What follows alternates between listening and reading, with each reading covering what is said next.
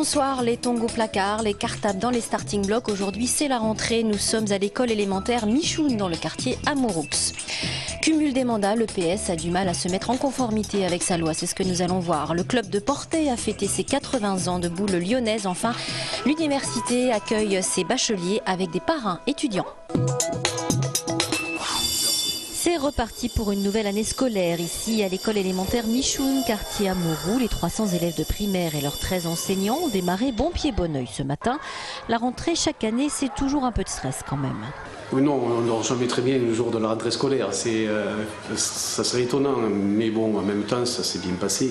Les élèves, tous les enseignants sont là, donc ils ont été accueillis, je pense, correctement. Donc il n'y a pas eu de problème particulier à cette rentrée. Et malgré les espoirs suscités par l'arrivée d'un ministre de l'Éducation socialiste, tout le monde s'accorde à dire qu'aujourd'hui, c'est la rentrée Châtel. Mon problème principal, c'est que j'ai une salle de vide, que j'aurais bien aimé qu'elle ne le soit pas. C'est la salle de réseau d'aide, puisque la maîtresse qui était dans cette salle n'est plus là à cette rentrée, et ça c'est bien dommage. C'est-à-dire qu'il y a eu 1000 postes de plus nationalement, mais les 1000 postes, c'est 13 sur les départements, c'était une goutte d'eau qui ne servit que... pendant les vacances, il y a 800 élèves qui sont inscrits de plus sur le département. Donc les 13 postes qu'on a eu supplémentaires, c'est vraiment une goutte d'eau. Et ici, dans ce quartier populaire, la suppression du poste RASED pour l'aide scolaire n'est pas vraiment une bonne nouvelle. 10% des élèves inscrits ici en bénéficiaient chaque année. Il faut dire que les classes sont chargées, entre 23 et 28 élèves en fonction des niveaux. Un poste RASED aux oubliettes, mais une école quasi entièrement rénovée pour cette rentrée. La mise en conformité de la cantine, l'accessibilité, il a fallu créer des cages d'ascenseurs, des ascenseurs, bien évidemment la rénovation en termes de peinture, isolation externe de l'école parce qu'on ne pouvait pas le faire autrement pour la qualité thermique mais aussi phonique de cette école. Bon. Coût des travaux, 3 millions d'euros entièrement financés par la ville pour cette école qui n'avait connu aucun lifting depuis sa création dans les années 60. Ce matin, on s'en donnait à cœur joie dans la nouvelle cour de récréation et tout le monde semblait motivé pour la reprise de ces 8 semaines de cours avant les premières vacances de la Toussaint.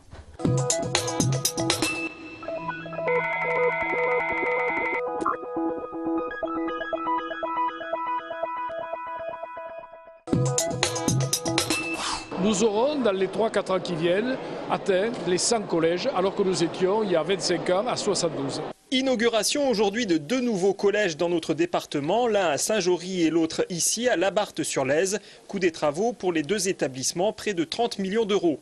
2 collèges nouveaux de plus, parce qu'effectivement, nous avons une forte poussée démographique dans tout le département et qu'il convient de continuer à construire des collèges à dimension humaine, type 600, extensibles à 700 ou 800.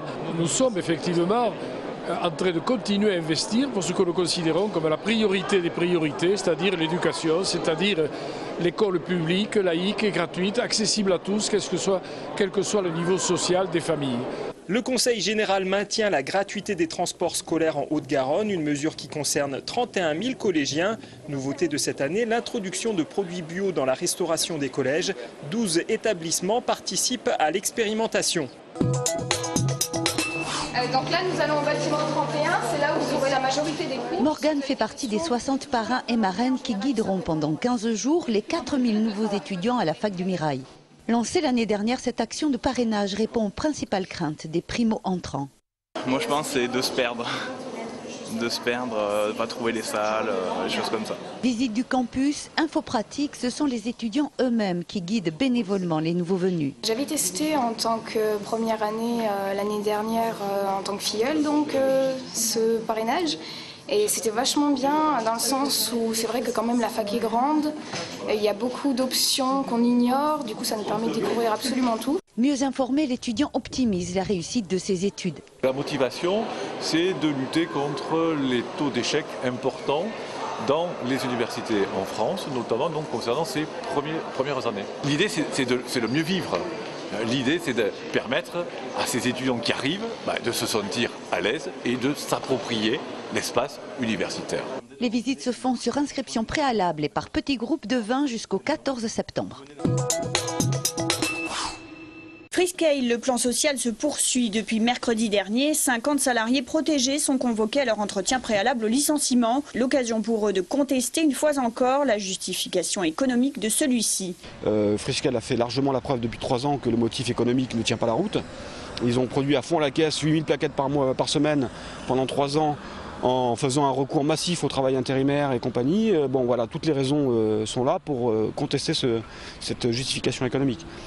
Deuxième axe de ces entretiens, l'obligation qui est faite à la direction de proposer des solutions de reclassement en interne. Ce qu'ils n'ont pas fait, ou très peu, en tout cas pour les délégués syndicaux de la CGT, ceux que je connais, personne n'a eu de proposition. Et à cette interrogation, le DRH répond mais on a des offres d'emploi en Malaisie, on peut vous les proposer. Mais payer tarif Chine.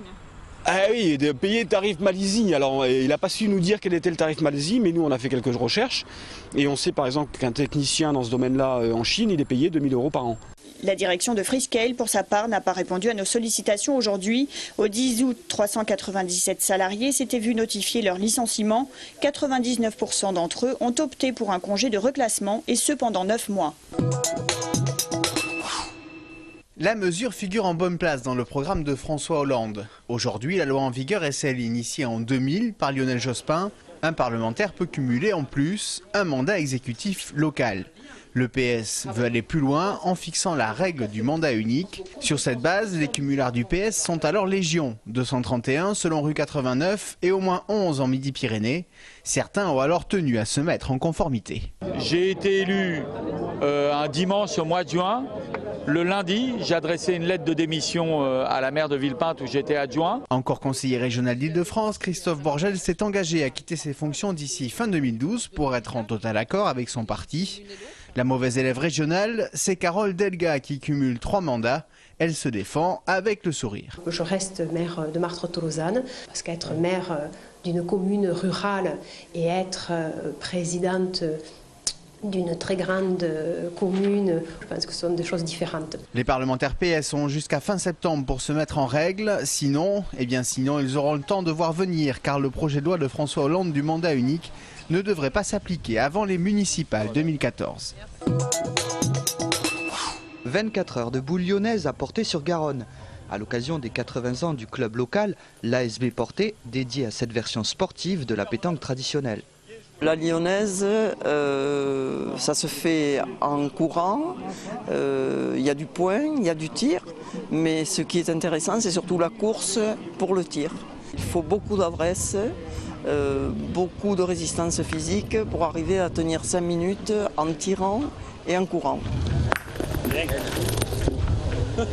À travers cet événement, les organisateurs souhaitaient également soutenir Violette, petite fille de 2 ans et demi, atteinte d'une maladie inconnue. Nous avons créé l'association Violette qui nous permet de faire des manifestations au jour d'aujourd'hui et en même temps de récolter des dons et de voir avec des personnes qui puissent nous aider au quotidien pour effectuer ces travaux-là.